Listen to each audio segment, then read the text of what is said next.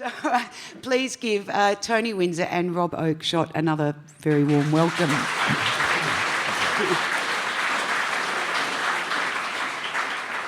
They are, of course, incredibly well known to you all, but Tony was an independent MP in both New South Wales and the federal parliaments for a total of 22 years and was decisive as that independent in both of those houses of parliament.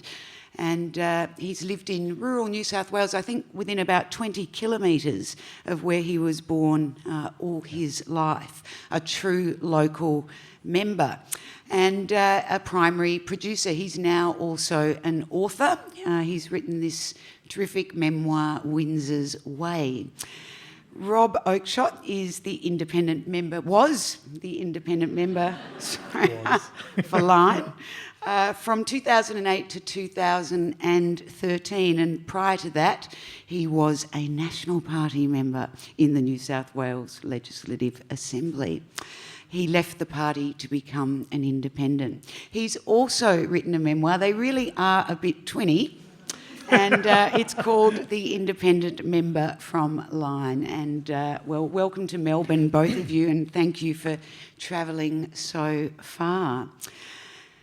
I want to start with the experience of gaining the balance of power. And really what it was gaining power after being on your lonesomes for some time. And you both describe the 17 agonizing days when you were making your decisions about who to put in power. I enjoyed those days. I felt that, you know, the machinery of government just kept rolling along, and I wondered if in fact we needed politicians fronting at all. Everything seemed to keep working, but you obviously have a different perspective, and I'd like to hear from each of you. Perhaps Tony, you can go first, about your reflections of what it was like to become all-powerful. Well, thank you, Sally. Thank you to the audience for being here, and good to be back with my mate. I don't call him Oakeshott, I call him Buckshot. It's good to see him again. I'd had a similar experience in the state parliament in New South Wales back in 1991 when it was my vote that had put the then Premier Nick Greiner, Liberal Premier, into power. So I'd had that experience, but I don't think even that prepared me for the 2010 outcome. But during that 17 days, I think, and I pay great regard to Rob in relation to this, we established, on the basis of what he did, a process to work through. And I think establishing that process, while all the numbers were being counted and seats were being bedded down, etc., we had a process that we could actually focus on rather than all of the advice that were being given in terms of what we should and shouldn't do. So, and I think at the end of that process, the decision that we made, I don't have any problem with it at all in terms of, you know, looking back on it. But it was that process that was very important in the determination. There were a whole range of issues, and we might get into a bit later. Exciting time. Rob, what about for you? You woke up the day after the election with a cracking hangover. Tell us about those days for you.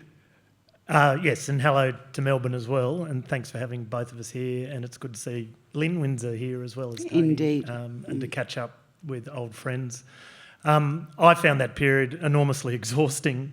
On behalf of all of us who were caught in the middle of it, I think everyone in their own way took it as seriously as you could, but there was vaudeville going on all around us, particularly coming from a lot of the commentary, a lot of the media. Managing a lot of that was taking up an awful lot of time, and you just didn't have the skills for them with the tricks that they were throwing at you on a daily basis. So my lasting memory is exhaustion from that period. Your description of those days, particularly, Rob, there's a sort of a frantic and there's something different to what Tony seemed to describe in what you went through, I thought. Yeah, look, To be honest, I think Tony was very kind to me just then. To be very kind in response, I was very lucky to have Tony there because he had been through it before, as he just said, and was that forever calming influence that don't worry too much about a lot of what's going on around you and just focus on what you need to do. I'm a natural worrier, so I was worrying a lot about what was going on around us and getting frustrated by it, surprised by it, caught out by it at times. So, you know, I think they were two different experiences, even though the perception was we were back-to-back the whole way through. Is it a bit like how you might imagine being just given too much money might be like, to suddenly be able to decide on behalf of an entire country who's going to form a government? It comes down to individuals and their good character. Well, I didn't see it in that light. The electorate voted, and it was a draw, obviously, 50-50. So some people were going to be happy and some were going to be unhappy with whatever decision was made. I think we worked through it pretty methodically. We looked at the issues, the important issues that are out there, policy issues, the regional issues in particular, but the national issues as well. And very importantly, that period of time gave us the opportunity to look at the characters of these people. Now, one of the decisions that could have been made, we didn't side with anybody. And I don't think people have properly explored that either. What that would have meant, in a sense, was that Julia Gillard would have walked into the Parliament and she would have been Prime Minister until someone had the numbers in a vote of no confidence against her. And the other scenario, that particularly when Bob Katter decided excuse me, to side with the coalition, and the only reason the three of us really wanted to get together on that final day was to see where everybody was going. That after Bob had decided what he was doing, it was 74 all. If Buckshot had gone one way and I'd gone the other, we're in this situation again, which may well have led to Gillard walking into the Parliament until she faced a no confidence motion. Thinking back on it, I think what we were trying to do was trying to establish some stability of governance during that period. So it was important to either side with one side or the other so that the community actually had an idea of whether this thing could live long enough. And I've got to pay credit to Julia Gillard. I think in terms of the way she dealt with that, and I know she had difficulties with the party, but the way she dealt with it reinforced, in my view, that we'd made the right choice. What about Bob Katter? Because you were triplets for a little while until you weren't, the three amigos, and you had to work together. And Tony, you describe him in your book as a bit like a barking dog chasing cars from behind a fence. And then one day the gate was opened.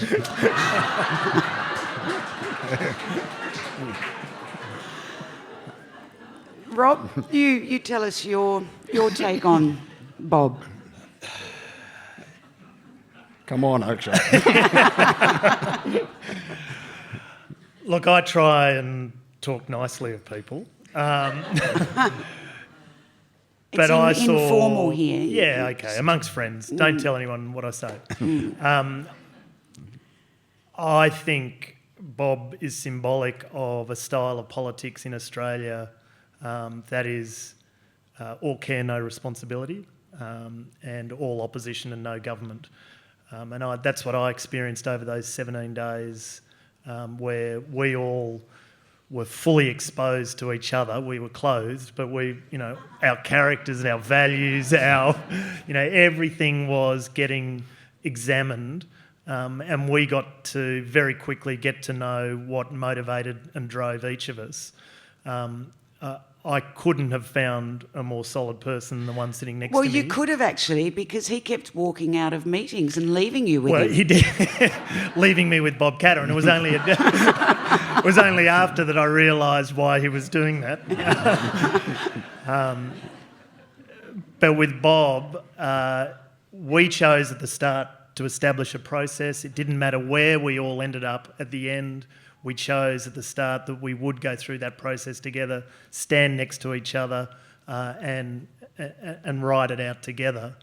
To have lost him on that last day, for him to go off in full knowledge of what we were going to do, and then game us behind the scenes, I thought was incredibly disappointing, and something you sadly remember forever.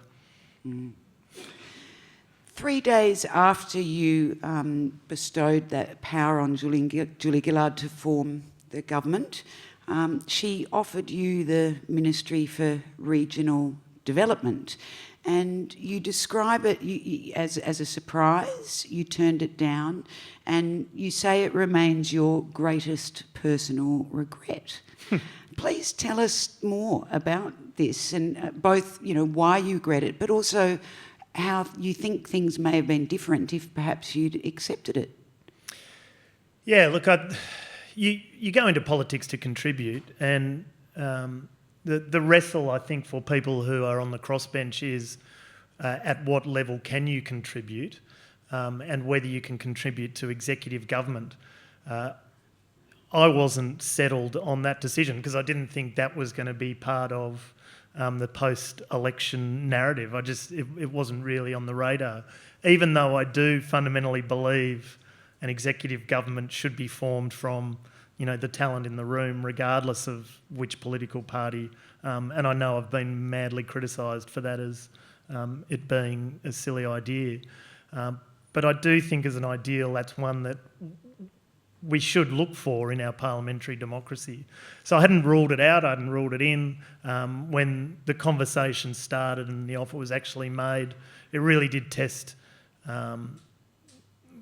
where I sat in the political process.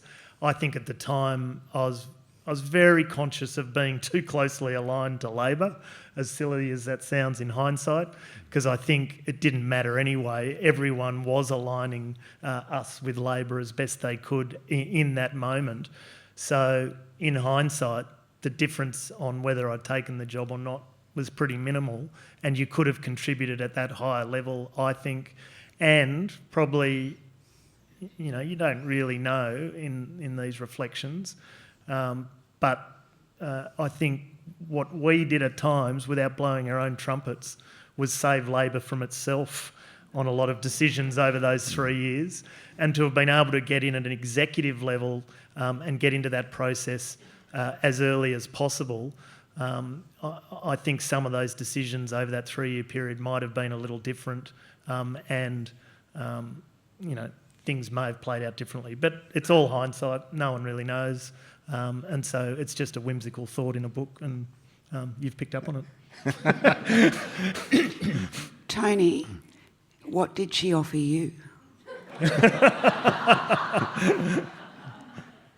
I had Julie Bishop sit on my couch.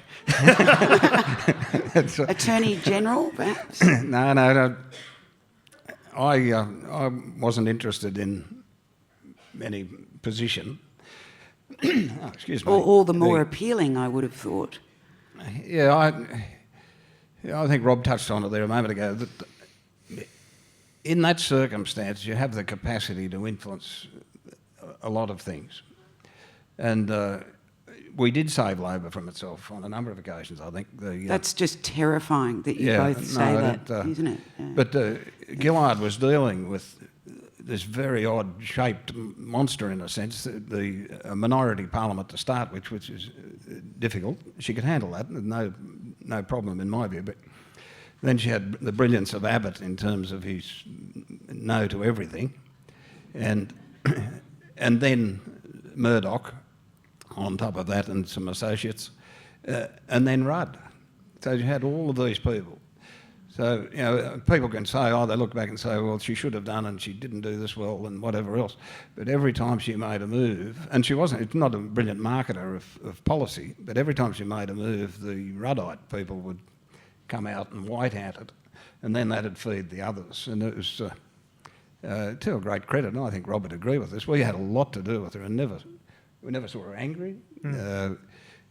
We never saw her get emotional with I saw her cry once, but I never saw her get emotional with a staff or anything. She treated her staff in the way people would think you should treat your staff, whereas Kevin Rudd treated his staff like, peasants. Quite terrible. I have full regard for Julia Gillard and the way she handled that particular circumstance. There's a very interesting little vignette in your book, Rob, about meeting Prime Minister Rudd for the first time the day before he was ousted. And you say it had been a long wait to meet him, and you went to his office and the two of you, I think, were wearing R.M. Williams and had your feet up on the coffee table. And I thought there's never actually been more direct evidence that this guy did not see it coming. That to spend an hour with an independent who he'd paid no attention to in the years previously, and but you got along with him all right?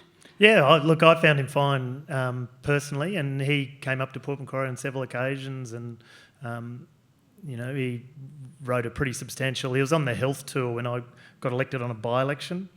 And so developed a relationship with him because Port Macquarie Hospitals had a whole privatisation history over the last decade. So, it's quite a centre of policy thought in health services. He spent a couple of days there, got to know him pretty well. And I always found him fine, even though I endorsed Tony's comments about how he treated staff. I saw that on several occasions. And the whole wide-handing campaign in and around Julia Gillard over that period, where Labor basically killed itself, is my reading of those 3 years of their government. I always found him enjoyable company. We had the feet on the table in that first meeting. I did have Julia Gillard before I knew her huff out as I went in. I wasn't quite sure what was going on, and it was only in hindsight that I realised I was actually naively sitting in the centre of this coup, talking about Afghanistan and all sorts of interesting issues with the Prime Minister for the 24 hours subsequent. Mm-hmm. Do you believe now, when you look back on what you set out to achieve in those 17 days, the decisions that you based, the policies, the strengthening of parliamentary reforms, the whole idea of a stable government, when you look back, do you think that you strengthened in a lasting way our institution of government? You go.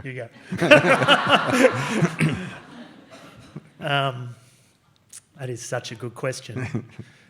In one sense, no, I don't. And because I say that because of probably the key decision that had me fall over the line was pricing carbon at the time. I thought that was an important move for our country as part of an international obligation and for future generations as well. And I still think that.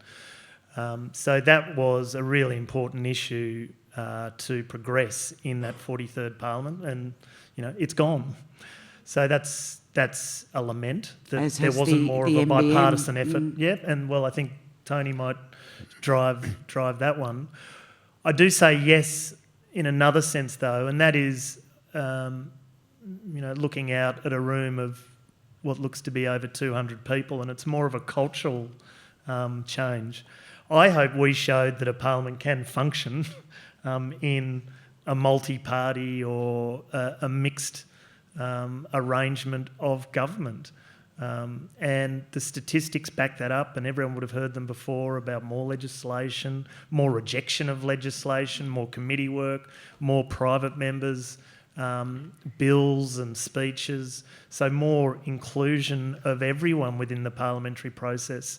And while the institution at the moment, I think, is going through a bit of blowback to that 43rd Parliament, I hope culturally what we're seeing in rooms like this one is a bit of the legacy and a bit of a want for that idea of an inclusive parliamentary process rather than a combative one. One of the things that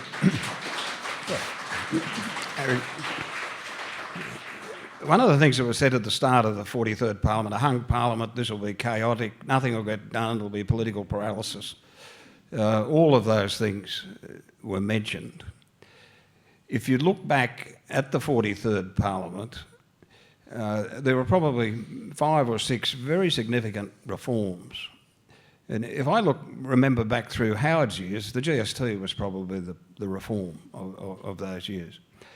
The 43rd Parliament had the National Broadband Network, of course, and now there's been some tampering with that, but that'll get back on track sometime. You think? The climate change issue, you can't defy gravity, so climate change will come back in terms of a market mechanism, etc.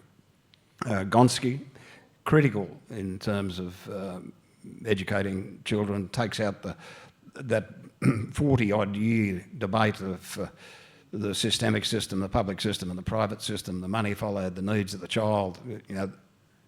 Good policy. The NDIS, the Murray-Darling, for instance, 100 years of majority of parliaments wrestling with it and nothing happening. The Royal Commission into Child Abuse, very significant. Would not have happened if Rudd had been Prime Minister or Tony Abbott or a majority government. It would not have happened. So there's these very significant large issues. One of the problems with that, the government and the press that surrounded, was that the marketing wasn't brilliant, and in fact it didn't exist quite often. But the outcomes of the Parliament, and Rob mentioned it there a moment ago too, one of the very significant things in a hung Parliament is that the executive doesn't have control of the committees. And what that actually did was empower all of the members of the committees, whether they were in the government or the opposition or independent or green. It actually gave them a constructive focus that they could make a difference in terms of legitimate policy issues. And that came through very, very clearly in relation to the Murray-Darling, where people were able to say, I can make a difference here. I don't have to object to him because he's got a different Guernsey on. And to me, that was a very important part of the difference of taking the power from the executive and actually giving it to the representatives. It's very significant. I don't share your optimism about several, probably 4 of those 6 major reforms. And I would say that's the difference with the GST, that we don't have any real climate change policy at the moment. The NBN, I don't know, will it come back with the substance that it was, the vision that it began with? Gonski, NDIS, I mean, I think these are very fragile, vulnerable policies that absolutely are not embedded with the same weight that the GST was at the same stage. Well, that'll very much depend on the people, and that's the point that Rob's making. The power is actually with the people. But it's a very nasty political culture, isn't it? How do you actually make something... Let's just take the NBN. We could take any one of those, but let's just take the NBN, and I know it's something both of you really cared about, particularly with your rural constituencies. How do you have a vision like that as a Prime Minister and make it stick these days? We are stuck in the mud as a country. There is no question that the intellectual challenge for this country is how do we progress reform in an uber adversarial environment, which is what you're talking about, but also in an environment where we now have so many people, regardless of politicians, so many people with skin in the game of unsustainable policy settings. And you mentioned tax, you mentioned the GST, but things like housing reform are proving absolutely impossible at the moment. And I think this can only go one way. It is unsustainable, and so it has to become sustainable. And it's either going to do it the hard way or the easy way. I would prefer the easy way, and I think the major parties have to find a way to reach some sort of national accord on 3 or 4 of these key items and just say, we're not going to kill each other over these ones, and no one's going to gain political benefit if it passes on your watch. I think there's got to be some sort of establishment of that process. Otherwise, frankly, I think we're stuffed. And the two issues there that stand out were two issues that Rob and I both supported at the start: climate change, NBN. They were the wrong issues to have the classic political division on, and Abbott absolutely preyed on that. NBN, the objections to NBN had nothing to do with the technology, the fibre to the home. It was an extension of the coalition's rhetoric about Labor's waste and mismanagement, which had come off the back end of the global financial crisis spending. They grabbed hold of that and said, oh, here's another example of more waste and mismanagement. In the aged care sector, for instance, if you use the technology of fibre to the home, that can nearly pay for the NBN in one example. And because of the baby boomer bubble coming through the system. So I think it will come back because I think we'll demand it comes back. It does a whole range of things and has very positive outcomes in the country particularly, but also very much in the cities. And it's the technology of this century. We're going to go and build more freeways to nowhere and all this other nonsense. Infrastructure. I'm going to be the infrastructure Prime Minister. Well, the infrastructure Prime Minister is in technology now, and the NBN is a very important component to that. I might add one other thing. It does feel like we're preaching to the converted a bit. I think Melbourne is onto, it's becoming a bit of a capital of political thought in Australia. And becoming. Yeah. I was trying to be nice. You invited us here. That's a good start. I did warn you about them. But really, trying to break giving the two parties the choice. You either work together and resolve some of these issues or we'll bust you open. And I think that is actually democracy in action. And, we're either going to end up with one of these Scandinavian-type parliaments where, anyone who's watched Borgen, we're going to have all sorts of political parties involved in forming governments, and that's healthy. Or the two parties are going to work out they're doing themselves enormous damage and start to reach out across that divide and build some bipartisanship on some key issues. Both of those paths are going to see these issues back on the agenda because they are good public policy, and good public policy will win the day.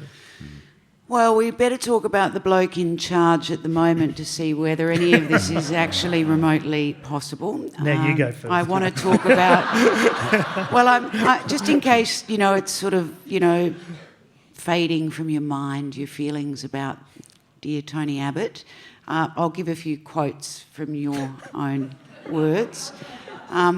This is from you, Tony. His tendency was to see how he could buy us with projects in the electorates. By week 2, this is of the deliberation period, he was unsure. By week 3, he panicked. The phone calls he was leaving were more desperate. He begged for the job in the latter stages of the process, virtually grovelling and offering the moon and the stars. I felt sorry for him. He was quite lost. And a couple of pages later, as I left Abbott's office, I heard the tinkle of stilettos on the wooden floor of the corridor. It was Julie Bishop. She sensed all was not travelling too well for her team. She said to me, "Tony's not handling this very well, is he?"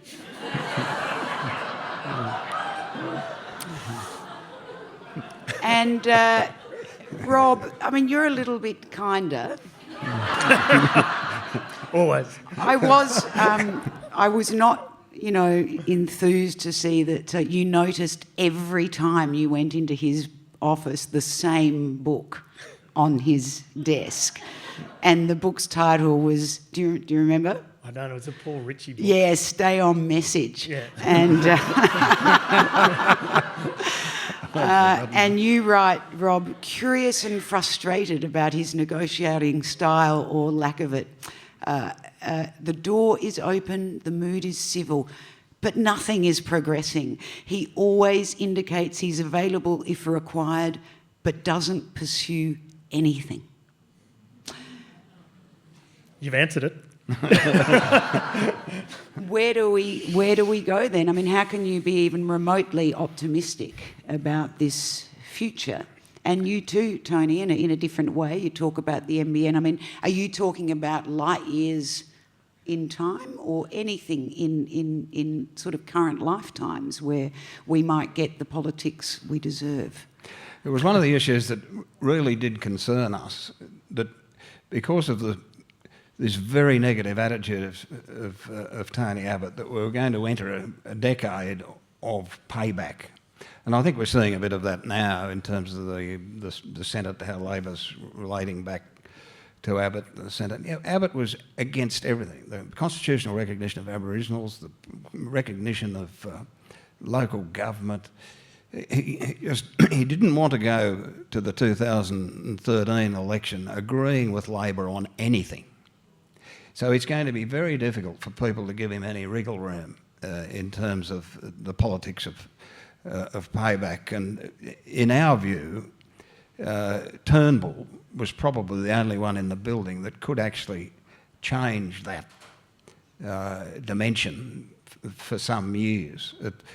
My private view, which I'm just about to make public,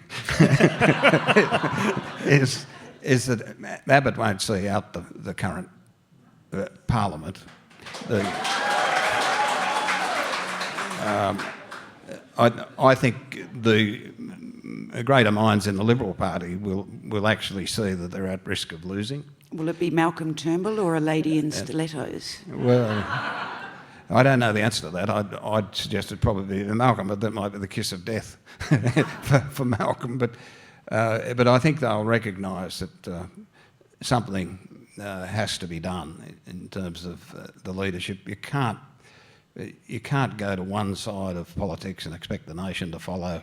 You know, there's a whole range of other things outside climate change and NBN. Some of the international issues it's appalling. Some of the things that are happening, and people in the Liberal Party, and we've got very good friends in the Liberal Party, they see this themselves. And once the heat comes on in terms of their longevity in their seats, what Xenophon and others, or what Nick's doing in South Australia, for instance, and don't underestimate that in terms of the capacity for people to start reversing in terms of some of their policies. So I think we're going to see a very, very interesting 6 months in terms of how the government operates.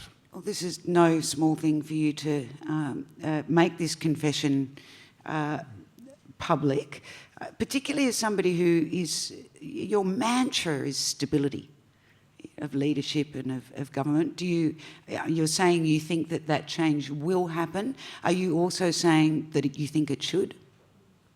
I think it should. I think the nation's a bit more important than the individuals, and the governance, more so than the government, is very important. I don't think the current Prime Minister has fully comprehended that our Parliament has two houses of Parliament. And I'm serious about this because he's not actually dealing with that other house. He hasn't really come to grips with how you've got to get things through both houses. And I don't think the Labor Party's doing itself any favours either on some of these things.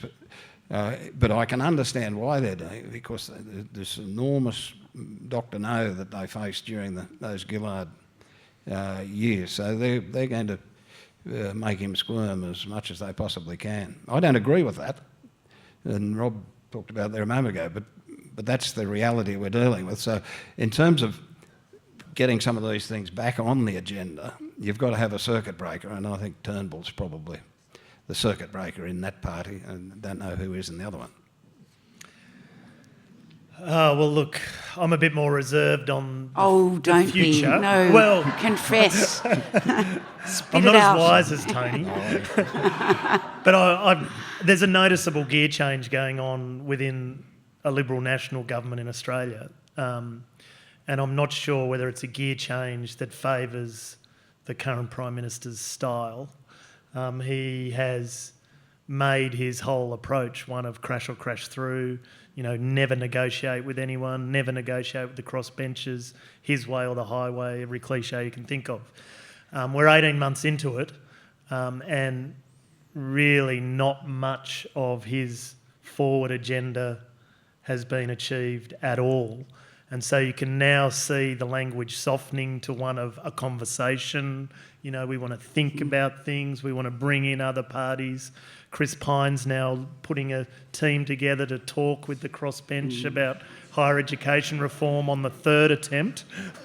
And stay on message. Yeah, and so I actually think the somewhat, to use Costello's language, the morbid joke of the next election will be the great olive branch from the government to the opposition. I think they will have a tax package, a future of federation package, and some of these other issues that are in the Harper Review on competition, the Murray Review on financial services. They will have a reform platform, but they will not move unless the Labor Party is with them. And even today, with the states meeting on Friday, if anyone's watched any media today, you can see that language that every minister who's been speaking today has said, we're up for reform, but the states have got to agree and the opposition's got to agree. I reckon we're starting to see a re-election platform in that soft language, and the huge irony is they were elected as a team of, the hard language of no compromise. What Australians do with that, I don't know. Who do you think would be best placed to lead them with this new cell? I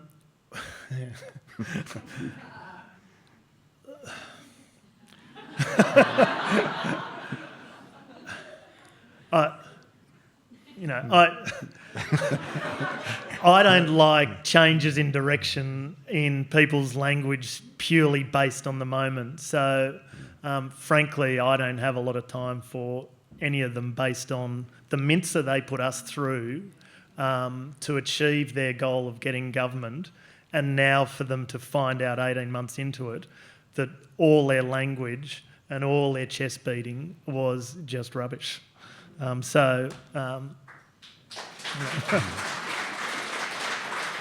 You shouldn't have applauded him. You should have made him sweat that out and answer the question. But I got out of giving you a name.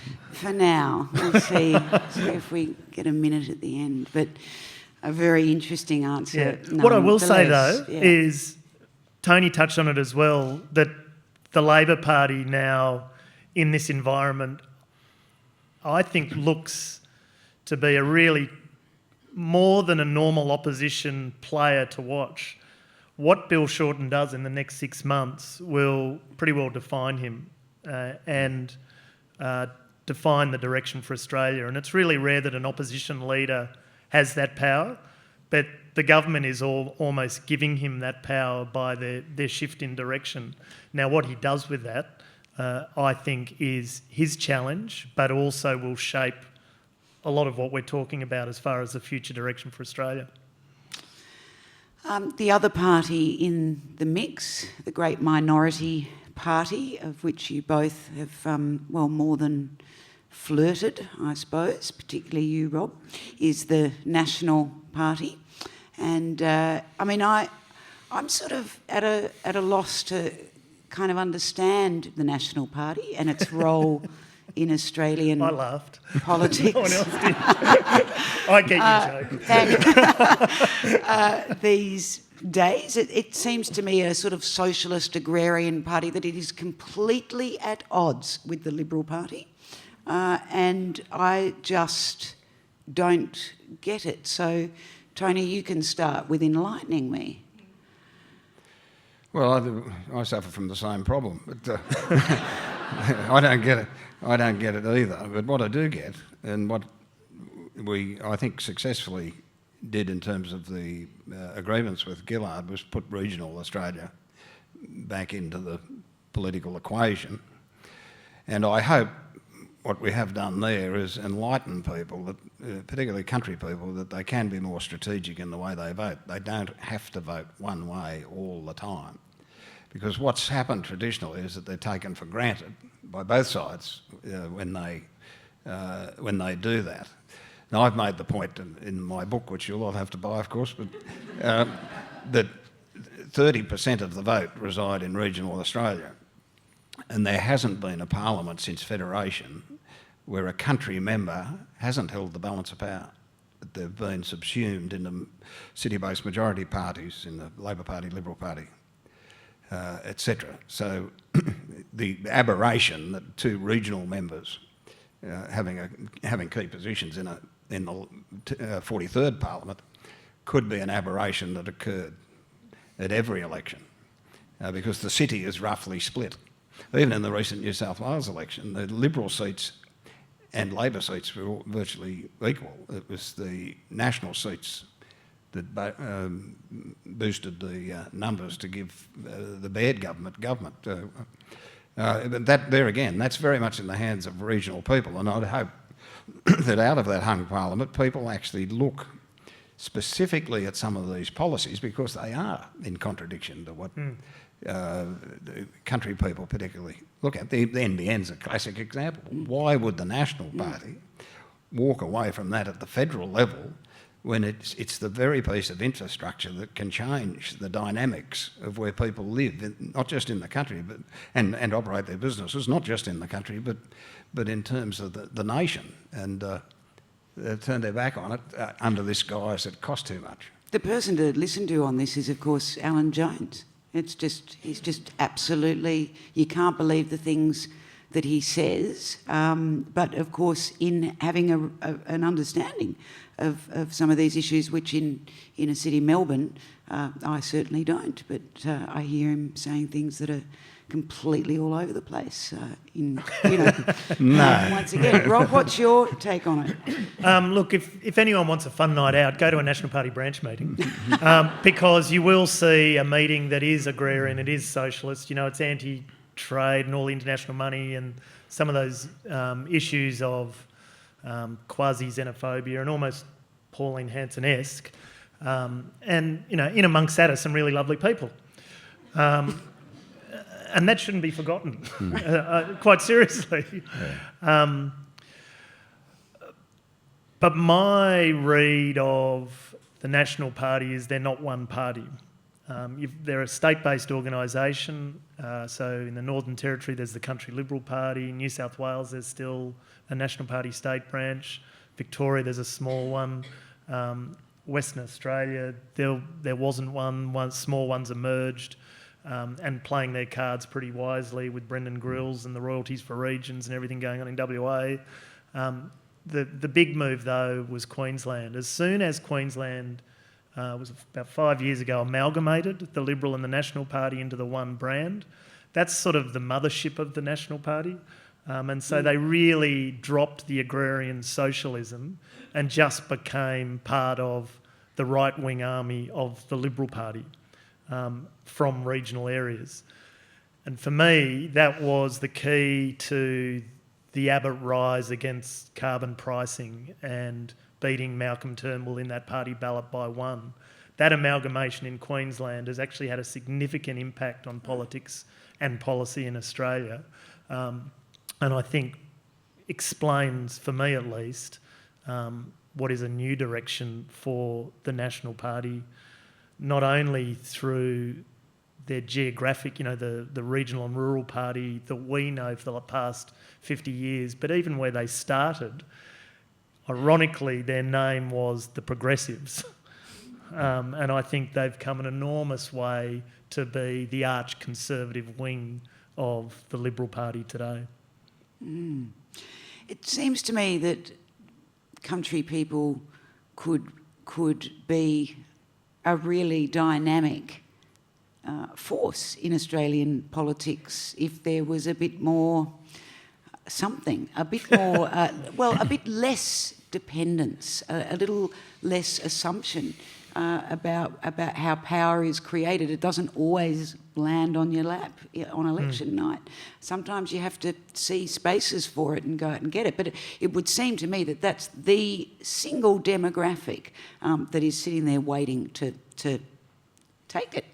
Well, the Cathy McGowan's a good example in Indi, where community-based politics has provided competition. And the great thing in politics is competition. Safe seats aren't rewarded anywhere. They're neglected. The battle takes place in the marginal seats, and normally it takes place in the western suburbs of the major cities, and the policy initiatives are directed at that. Very rarely does it take place in the western districts of somewhere, one of the states. So that's the message that I've been preaching, is that there's an opportunity for those people to be much more dynamic and strategic in terms of what they accept at the ballot box. And we saw some of that happening in northern New South Wales, the recent election there, where the Greens actually won a seat from the Nats.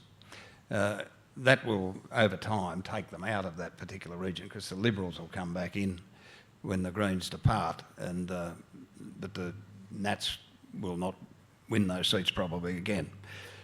So there's a real the challenge is with people. I was criticised for being a supporter of climate change and a pricing mechanism, etc.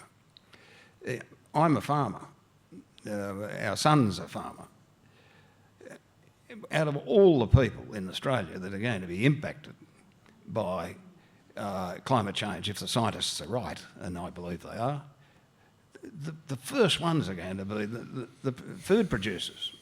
And what do we have in terms of leadership in the Parliament? The National Farmers Federation, that just absolutely disappeared behind the tree when all this was on. Didn't want to get into the debate, talk the short-term stuff, or Abbott might throw Gillard out, don't do anything. They betrayed their people. Now, the National Party reflect that. They've actually betrayed their people in relation to probably one of the most significant issues of the longevity of those very people. And I think that's disgraceful. I think there's really a horrid way to look at people. And the way Rudd engineered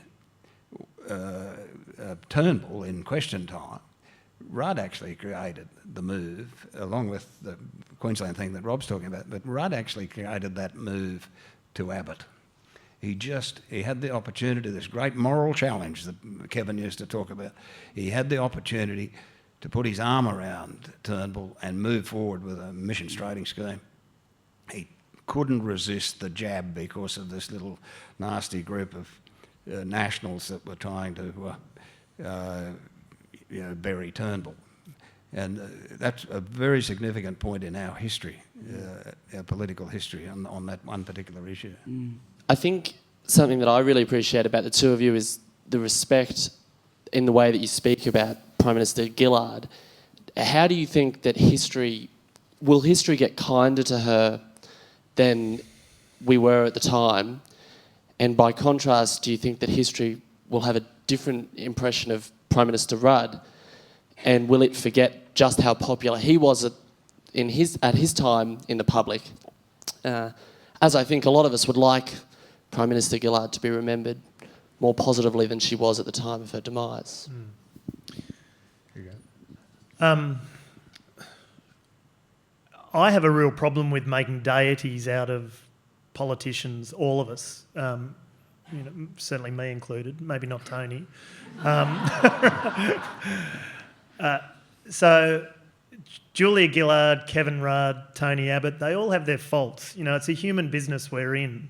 But I do think the period when Julia Gillard was Prime Minister, from my time in politics and 12 years in state politics and 5 years federally, she got the roughest deal that I saw of all Prime Ministers or Premiers. And I do think, being a woman, even having red hair, and some of her university days was floating around on the internet and being used as a weapon of war, not being married, being honest about her religion or lack of. These were all used to place question marks about her ability to make policy decisions. And I've got to say, through my own eyes, the perception could not be further from the truth. Her dealing with my children was quite extraordinary. My kids went to Kirribilli House on a couple of occasions and just about tore the place apart. And I guess it wasn't hers, so she didn't worry too much. But sorry, taxpayers. She probably knew Tony was moving in pretty soon, Rob. But she was lovely with the kids, and was very accommodating with a father and mother of 4 kids under 10. The one decision that I think is her greatest legacy and shows the greatest love of children, Tony mentioned it before, the Royal Commission into Child Sex Abuse. Where were all these religious, married fathers who were the former Prime Ministers, and not criticising any of them personally, but by comparison to someone who was supposed to not love kids and make bad decisions because she didn't have any, because she was so-called barren. I think her policy decisions stand the test of time. And as well, I think the comments about her father, who died through that process, were outrageous and played to an audience. There were references to that in Parliament on the back of those comments from Alan Jones on radio. Some of that was nasty, vindictive, and really dragged politics into a place that no one wanted it to go. And she unfairly wore a lot of the consequences of that in people wanting just to have a spring change and a bit of a clean out. I think history will judge her reasonably well. And I think it will reflect on policy initiatives. And as I mentioned earlier, there's some groundbreaking initiatives in relation to her particular period. It's very interesting to actually work with her. Normally, if you work with someone, I hold Rob in the same esteem, actually. Normally, if you work with someone in a sort of pressure cooker environment, over time, you see their faults and they start to grate on you. It's a bit like going to boarding school. At the end of the term, your best friend's your enemy. But I didn't have that experience with Gillard, and I didn't with Oakeshott either. I think as time went on, I think we had more and more respect for one another, and I have enormous respect for her. I think she dealt with a whole range of circumstances very, very well. And Rob's quite right, we've all got our problems, and she has them too. But to me, she was given responsibility to head up the country for that period of time. She did that. In terms of our arrangements at a personal level, she was true to her word. I never sensed that she was trying to get out of something, particularly as time was running out in the 3 years.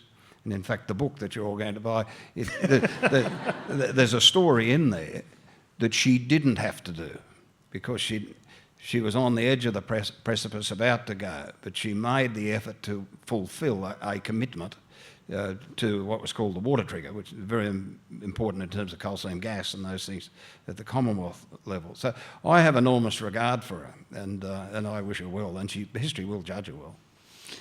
And he says all that, and he has never seen the misogyny speech. You would love it, Tony. You've got to see it, right? Yeah. He's never seen it. Never even seen a recording of it. We were a little bit busy at the time. Rob and I actually went while the misogyny speech was on. Abbott was moving a no confidence motion in the Speaker, Mr. Slipper. Rob had gone out to grab something to eat, and I was sitting there listening to this, and I walked out, and we bumped into each other and had about 5 or 6 words and said, we've got to go and see Slipper, which we did. Walked in on the monitor, the television monitor, the Prime Minister's in there, the misogyny speech was on. We sat with Peter Slipper and said, look, we're going to be asked to vote on you in a minute, and we think it's best that you make the moment and resign, rather than be sacked by the body of the Parliament, which he did at 7 o'clock that night. So we weren't in there when it was on. There is, YouTube. We don't have NBN. You don't have NBN,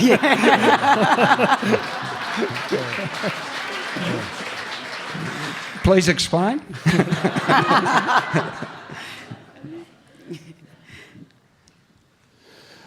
As a inner city type person, bit sort of left of centre. I was actually surprised how much I agreed with things you were saying while you were up there in Canberra and doing your thing. But is that a compliment or an insult? Well, take it either way. But I do find it a bit hard to forgive Tony Windsor for not standing again, though, because that means that complete numbskull Barnaby Joyce is in there in the Parliament, and would have been nice for him to be sidelined. I reckon he could have a career as a stand-up comedian or something where he wouldn't do any harm, you know. But anyway, my question, though, is I'm just sort of wondering if the two of you are going to exploit your notoriety in Australia to further some cause. And I suppose in particular I'm thinking of climate change, because it's just so desperate that things actually happen on that front and really quickly. Yeah. Well, I guess it's been 18 months now, and since we both left politics and we've both gone our own directions. Tony's back farming. I'm doing a little bit of Pacific Island work with the United Nations Development Programme. So that's occupying my time, and as well as being a father at home. It's a question that gets, I don't know whether you get that question a lot, whenever I have these sort of, not this big, but these sort of discussions, it's a question that comes up, and it's a really hard one to answer because I feel like I've put my skin in the game, done everything I can. We've ended up where we are.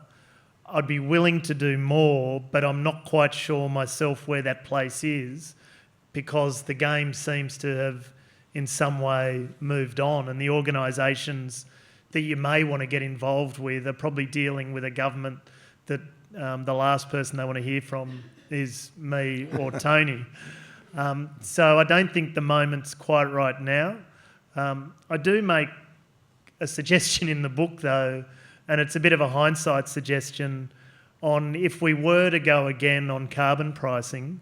I think a smarter strategy is not to have a national debate around a gas.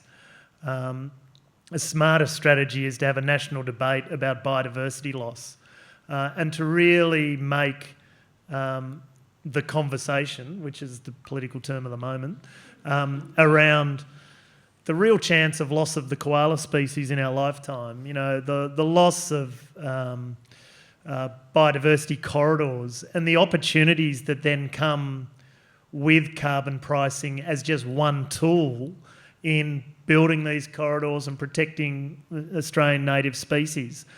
Politically, I think that's an easier conversation for the future than all this colourless, odourless gas and, you know, the 0.0000 whatever, and all of that was really difficult politically to respond to.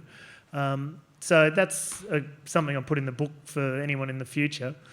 Happy to participate in what I do consider something that is not going to go away, and I think our sovereign interest is to participate internationally, and if we don't, we're going to do ourselves enormous environmental damage, but also economic damage when the price shock does come, and we're not ready for it. So I'm here, ready to help, just not sure whether anyone out there is currently listening. Well, I intend to be right in the space. I think it's absolutely critical to... and I am involved with various groups that are out there, and Rob made a very significant point. What we don't want to do by our participation is be right out in front of it, because it's a red rag to a bull when it comes to some of the people in the current government. The objective should be to assist where possible, to have both sides of Parliament accept a better way forward than the one we've got at present, and whether it be from an agricultural perspective. And I was in Melbourne only a few months ago at a meeting in the town hall, a small group of people talking about this very issue, and I'll be there as much as I can in terms of trying to add some weight to it. Please thank these two independents for coming here tonight.